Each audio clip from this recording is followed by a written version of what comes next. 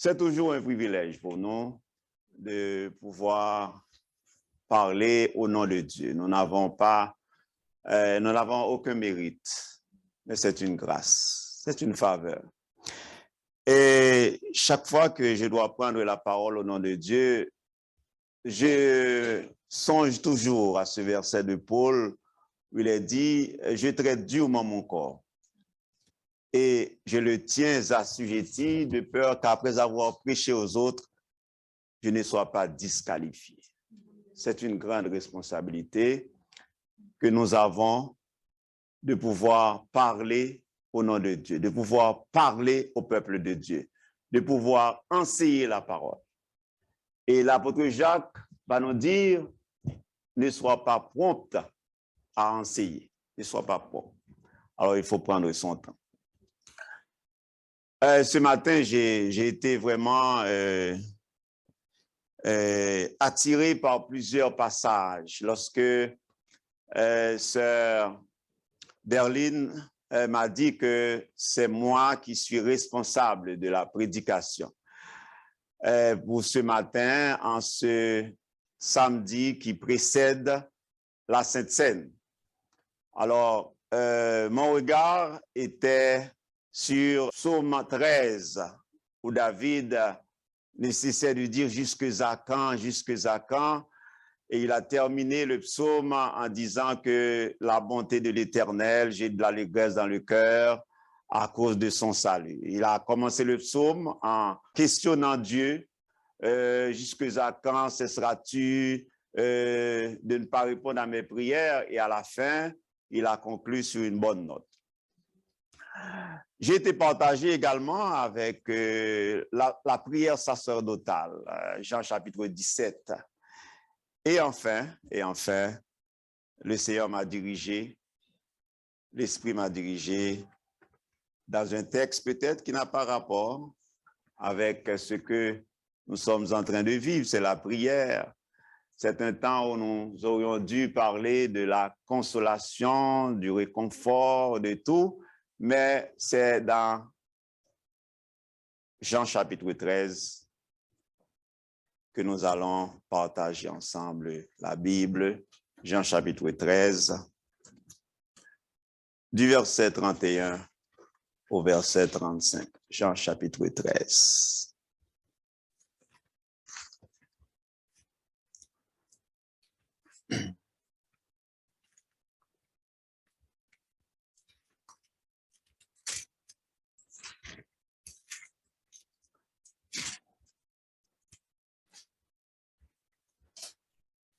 Je lis pour vous, lorsque Judas fut sorti, Jésus dit, « Maintenant le Fils de l'homme a été glorifié et Dieu a été glorifié en lui. Si Dieu a été glorifié en lui, Dieu aussi le glorifiera en lui-même et il le glorifiera bientôt. Mes petits enfants, je suis pour peu de temps encore avec vous. Vous me chercherez et comme j'ai dit aux Juifs, vous ne pouvez venir où je vais, je vous le dis aussi maintenant. Je vous donne un commandement nouveau.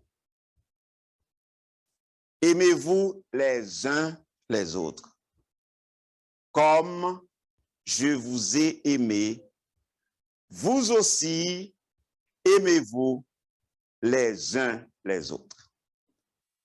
Verset 35. À ceux-ci, tous connaîtront que vous êtes mes disciples si vous avez de l'amour les uns pour les autres. Chers frères et sœurs et amis qui nous écoutez, l'amour, quand on parle de l'amour, c'est quelque chose de très vital. Vital parce que tout le monde en parle.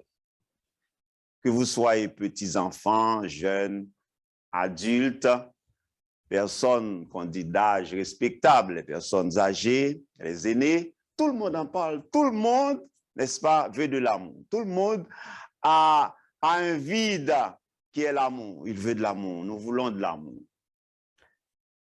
Et Jésus, dans un moment qui était difficile pour lui, il allait vraiment connaître des moments difficiles, il allait connaître la croix, il allait connaître, n'est-ce pas, toutes sortes de péripéties. Et il va donner l'exemple, il va donner une leçon, il va laisser un exemple à ses disciples pour leur dire, aimez-vous les uns les autres, comme je vous ai aimé. Et lorsque vous faites cela, lorsque vous aimez les uns les autres, eh bien le monde, ceux qui ne sont pas croyants comme vous, ils vont dire vraiment, vous êtes mes disciples. Le mot aimer les uns les autres, ce n'est pas la première fois que nous retrouvons aimez-vous les uns les autres. Lorsque nous lisons le Lévitique chapitre 19, Lévitique chapitre 19 et le verset 18, Lévitique chapitre 19, le verset 18. Lévitique 19, verset 18. Lévitique 19, verset 18.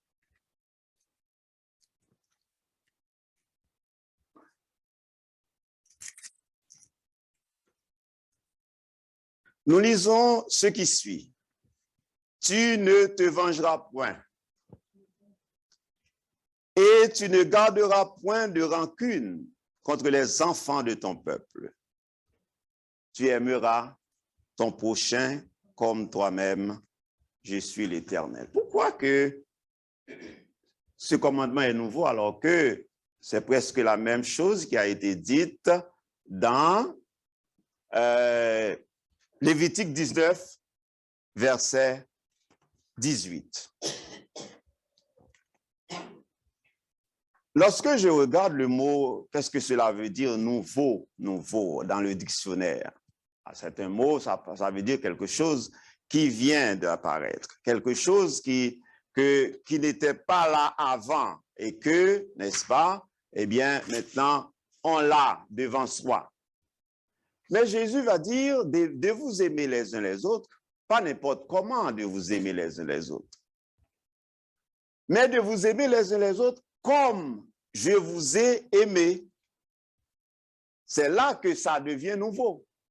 Parce que Jésus va dire d'aimer les uns les autres, pas n'importe comment, mais de vous aimer les uns les autres comme je vous ai aimé. Mais comment Jésus a aimé? C'est ça la question qui est primordiale pour nous ce matin en tant qu'Église, en tant que frères et sœurs, en tant que responsable d'Église, en tant que prédicateur. Hein? Je parle à vous, je suis un prédicateur là. Hein? En tant que prédicateur, hein? Comment je conçois, comment le peuple de Dieu, n'est-ce pas, va me voir parce que je parle, je leur prêche, je leur enseigne un peu la Bible. Alors comment? Alors comment Jésus va aimer, comment Jésus va et comment Jésus aime.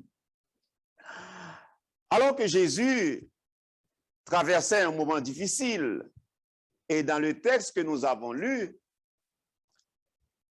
alors nous voyons que Jésus faisait quelque chose d'extraordinaire lorsque vous lisez Jean chapitre 13. Jean chapitre 13, le début du verset, du chapitre. Avant la fête de Pâques, Jésus, sachant que son heure était venue de passer de ce monde au Père, et ayant aimé les siens qui étaient dans le monde, mit le comble, mit le comble à son amour pour eux. Jésus mit le comble, ça veut dire que Jésus met la barre très haute. C'est-à-dire, Jésus arrive à un sommet. Mais le comble à son amour pour eux, pendant le souper, lorsque le diable avait déjà inspiré au cœur de Judas Iscariote, fils de Simon, le dessein de le livrer, Jésus, qui savait que le Père avait remis toutes choses entre ses mains, qu'il était venu de Dieu et qu'il s'en allait à Dieu, se leva de table, ôta ses vêtements et prit un linge dont il se ceignit. Ensuite, il versa de l'eau dans un bassin et il se mit à laver les pieds des disciples et à les essuyer avec le linge dont il était saint. Alors, ça, c'est un acte d'amour que Jésus a fait. Alors que Jésus savait que Judas allait le livrer, que Judas, n'est-ce pas, allait le trahir avec les principaux sacrificateurs, allait le vendre aux Juifs. Mais qu'est-ce qu'il a fait? Il a fait un acte extraordinaire pour laver les pieds de chacun de ses disciples. Et il leur dit que ça doit vous servir d'exemple. On dit que l'exemple est la meilleure des écoles. L'exemple est la meilleure des écoles. Ni discours, ni remontrance, ni punition ne sauraient le remplacer. L'exemple est la meilleure des écoles. Rien ne peut remplacer l'exemple. Voilà que ce matin, je suis responsable de vous parler de la Bible. Comment vous allez me voir après vous avoir parlé de la Bible, après vous avoir prêché la Bible, et puis vous me voyez faire ce que, n'est-ce pas, je vous ai enseigné, ce que je vous ai prêché. Comment vous allez me voir? Comment vous allez vous sentir? Comment vous allez me considérer alors que je vous parle de l'amour, je vous parle des choses de Dieu, je vous parle du royaume de Dieu, je vous parle, n'est-ce pas, de la compassion de Dieu, je vous parle de la miséricorde, je vous parle de la bonté, des grands termes de la Bible, alors que dans ma vie de chaque jour, je suis un piètre chrétien. Je suis un chrétien, n'est-ce pas, qui fait pitié. C'est pourquoi chaque fois que j'ai le privilège de prendre la parole pour Dieu, je me questionne. Je me remets en question. Je demande à Dieu sa grâce chaque jour. C'est pourquoi que il y a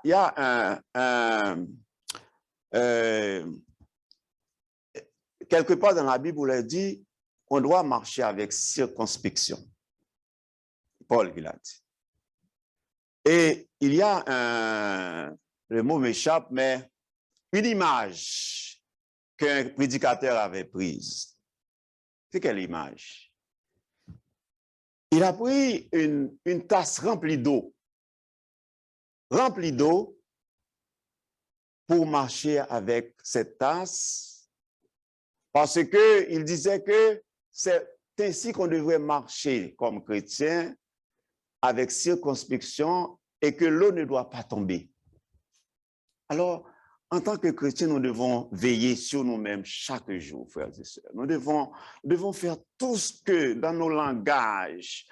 Et souvent, Pierre va parler d'une façon tellement précipitée. Pierre va commettre des erreurs. Et Jésus va rendre de bons témoignages à Pierre. Sur cette pierre, j'ai bâti mon église. Cette parole que vous avez dite, Pierre, eh bien, ce n'est pas la chair ou le sang, mais c'est l'esprit qui t'a dit cette parole.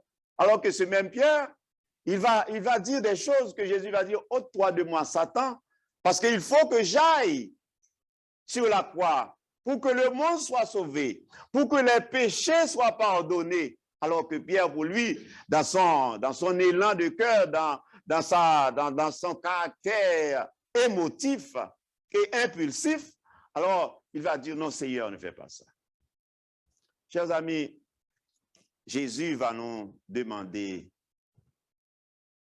de nous aimer les uns les autres. Et nous avons vu que Jésus nous a donné un exemple, nous a laissé un exemple. En lavant les pieds de ses disciples, malgré qu'il vivait, qu'il s'approchait de la croix, qu'il allait connaître la mort la plus honteuse. Et ce que Jésus a fait, c'était réservé aux esclaves, pas même à un esclave juif, ce qu'il a fait en ce temps-là. Je vous ai donné un exemple, Jésus dit, verset 15, afin que vous fassiez comme je vous ai fait, en vérité, je vous le dis. Le serviteur n'est pas plus grand que son Seigneur, ni l'apôtre plus grand que celui qui l'a envoyé. Si vous savez ces choses, vous êtes heureux pourvu que vous les pratiquiez.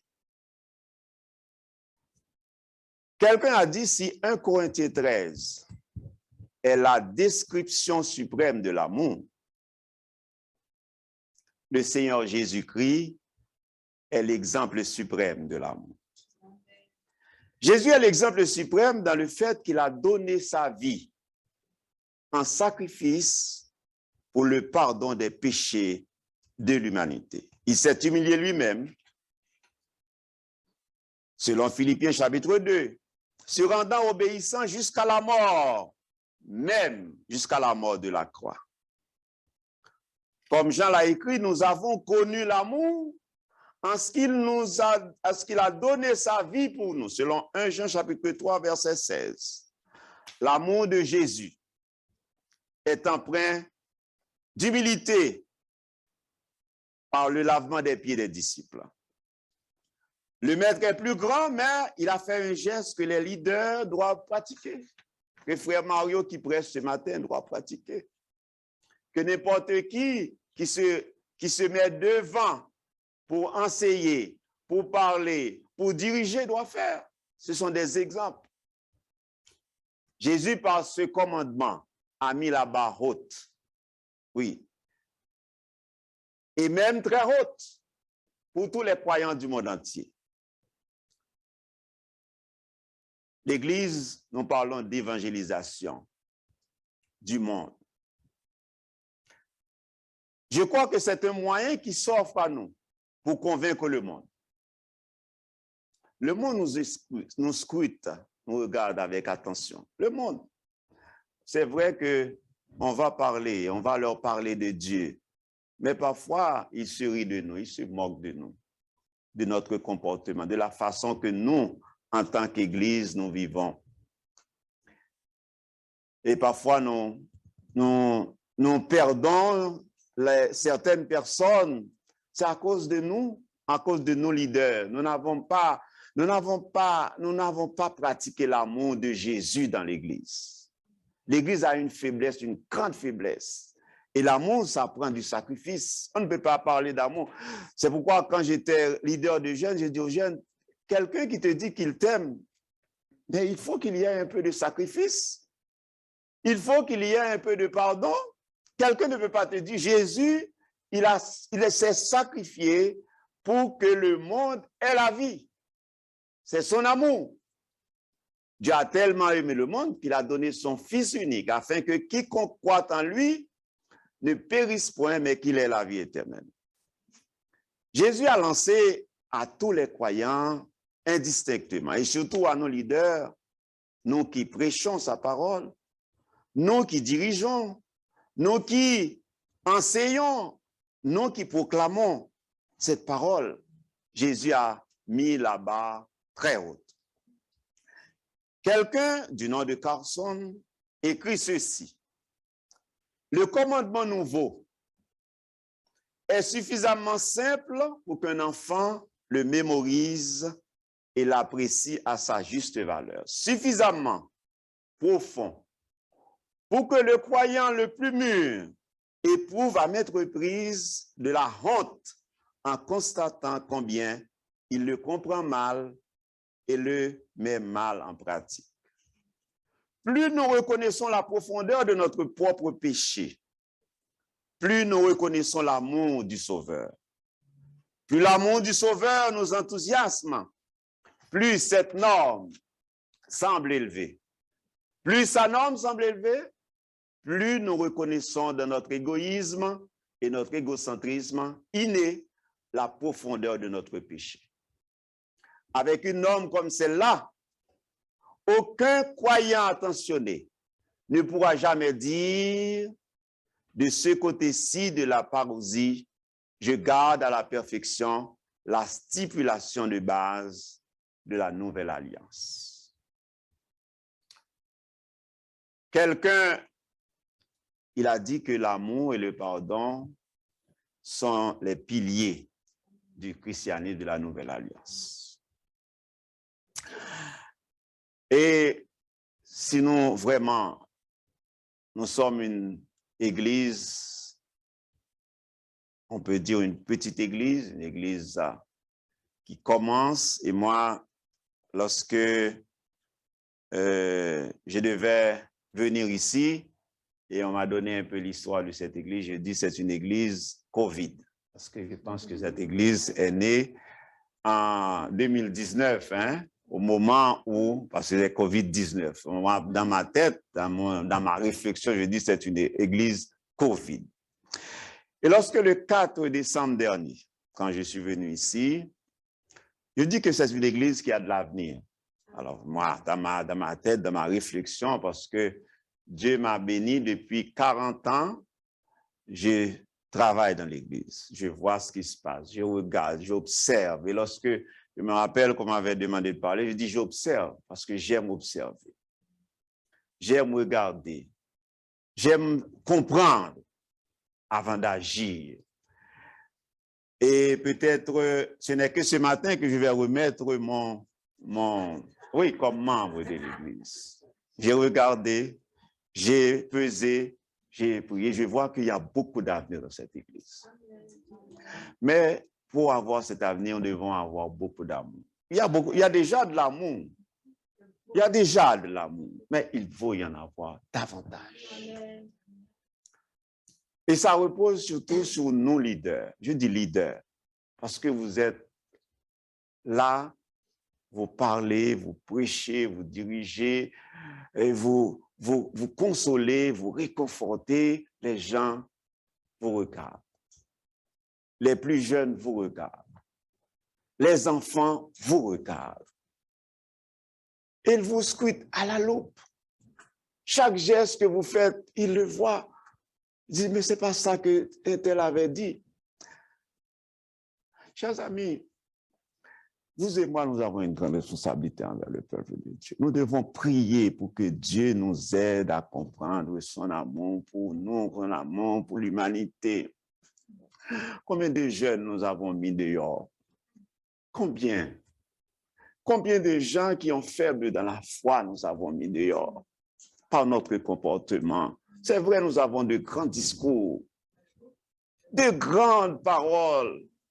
Nous pouvons connaître toute la Bible, de Genèse à l'Apocalypse, mais dans la pratique, les gens veulent de la pratique, les gens veulent. Et si je parle de l'amour, il faut que je dois pouvoir regarder ma femme dans les yeux, parce qu'elle est la première à voir qu'est-ce que je fais. Je ne suis pas parfait, mais quand elle est venue me dire quelque chose, je dois pouvoir, oui, je dois pouvoir comprendre ce qu'elle m'a dit, je dois pouvoir l'écouter. Et mes enfants, il faut qu'ils voient certaines choses. Mes amis, c'est une problématique que nous devons régler et sur laquelle nous devons prendre nos genoux. Et, chers amis, chers frères et sœurs, l'apôtre Paul va dire que dans 1 Corinthiens 13, l'amour est patient, plein de bonté. L'amour croit tout. L'amour ne s'enfle pas d'orgueil. L'hymne à l'amour, l'apôtre Paul va dire ça. Et le monde, si vraiment nous avons l'amour les uns pour les autres, ça demande du sacrifice, chers frères et sœurs. Ça demande du pardon, frères et sœurs. Ça demande de l'humilité, frères et sœurs. On ne peut pas parler d'amour sans parler d'humilité. On ne peut pas parler d'amour sans parler de sacrifice. On ne peut pas parler de l'amour sans parler de pardon. On ne peut pas parler de l'amour sans parler de réconciliation. Excusez-moi, frère et pasteur Alain, là, toujours mordé. Par contre, quand même, qu'à traduire ça. Mais on doit quand même, n'est-ce pas, prendre le temps de coudre les blessures. Hein? Alors, peut-être, je peux bien qu'il y ait un petit problème entre nous. Ça peut arriver, nous sommes des humains. Nous sommes encore à avoir la chair en nous. Et l'apôtre Paul va dire dans Romains chapitre 7, hein, quand il veut faire le bien, mais c'est le mal qui prime, c'est le mal. Mais il va travailler fort, hein, il va lutter. La vie du chrétien, c'est une vie de lutte du chrétien, c'est une vie de combat. Chaque jour, j'ai entendu une prédicatrice, non, peut-être une évangéliste, elle disait que on ne peut pas prendre de vacances en Dieu. Oui, même si on est en vacances, on va voyager. Mais ça, c'est fort. Il dit parce que notre ennemi, notre adversaire, il est toujours là. Oui, il travaille toujours. Il cherche une brèche pour passer, n'est-ce pas, pour pouvoir nous terrasser. Hein? Parfois, on va en vacances, on dit, mais je vais en vacances, je vais... Non! Nous devons prendre le temps dans la prière, dans la lecture de la Bible.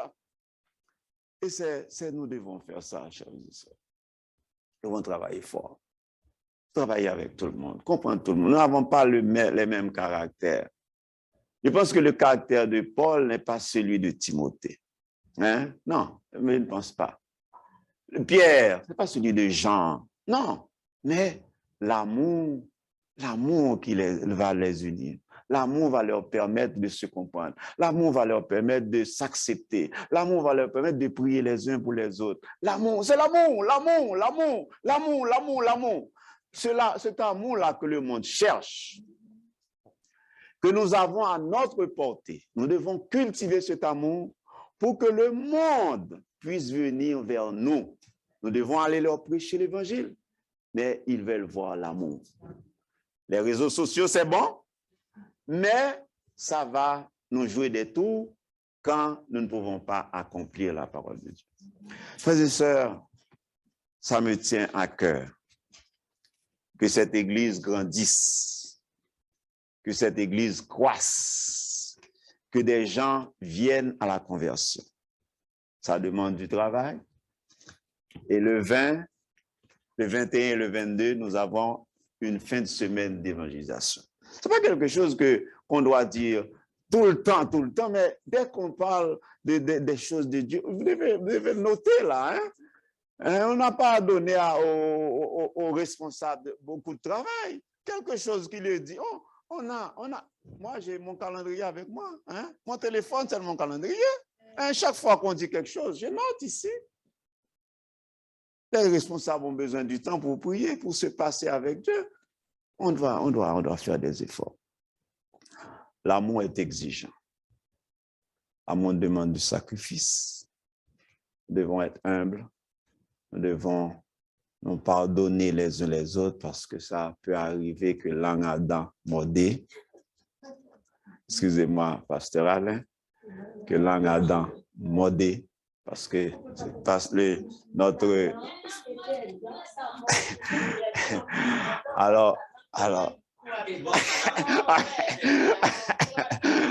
Alors, mais nous devons nous réconcilier. Parce que nous avons un seul but, c'est que l'Église de Dieu grandisse. C'est que le peuple, le monde sauve. Hein? C'est que les gens viennent à la conversion. Hein? C'est ça que faisait l'Église primitive et ça a donné du succès et le Saint-Esprit a fait son travail. Frères et sœurs, priez pour moi, je vais prier pour vous afin que nous restions soudés pour l'avancement de la discrétion.